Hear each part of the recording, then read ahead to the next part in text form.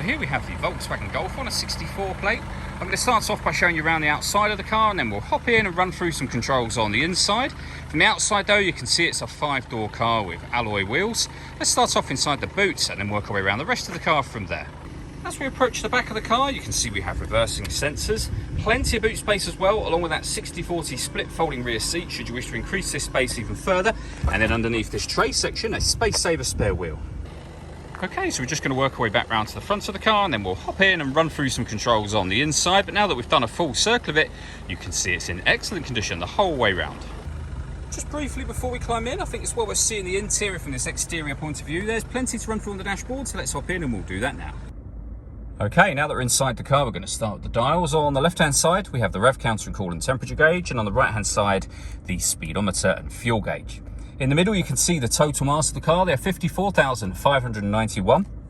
Above that, we have a digital readout for the speedometer being displayed. You can change that information. We're on the driving data menu at the moment, and there are other menus available too. So assist systems, your audio, telephone, vehicle status, and then back to where we started. The buttons I was using to do that are just here. We have stereo controls, which continue on the left-hand side, along with cruise control. On this car, once you set cruise control, you can hit this button here. This car is able to maintain a safe distance between itself and the car in front, both speeding up and slowing down automatically depending on the car in front's speed. Over in the center, we then have the touchscreen. So you have a few buttons down the left and right-hand sides, but essentially it then becomes touchscreen. So on the radio side of things, you can see we have DAB, FM and AM radio. If you want to listen to your own music, you can do. Number of ways you can do that. If you hit the source button just here, you'll see CD player, SD memory card input, media in, which I'll show you in a moment, and then Bluetooth audio as well, once you paired your phone, which is done just here. Below that, we have the air conditioning. So you can adjust the temperature, fan speed, and the direction of the air. When you're happy with those settings, that button turns your air conditioning off, back on again. You can recirculate the air that's in the car. That's a great way of heating it up or cooling it down quickly depending on the temperature you've set just here. And we have a rear heater screen as well. And you can turn the whole system off by hitting that button should you wish to do that. We have the gear lever for the fully automatic gearbox. In front of that, this section will open, and this is the media in. So you can plug it in here. There are all different attachments available from Volkswagen. You can probably also get them on Amazon and eBay, I would suspect.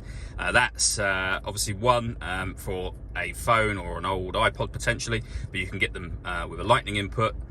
You can get USB ones, all sorts. So yeah, you can have a look online for that, but then there's loads of different ways you can listen to your music once you bought those attachments. We have the gear lever for the fully automatic gearbox. We have the button to turn the parking sensors on and off. You can turn off the stop and start. And this last button here will change the driving setup of the car from normal to sport, eco or individual. And under individual, you can customize the settings you see shown on the screen now. For example, you could put steering in sport and leave everything normal if you wish to do that. All that leads me to say is thank you for taking the time to watch this video. If you'd like to come and see the car in person and have a test drive, please feel free to give us a call here at Glenbourne's. We'd love to hear from you soon.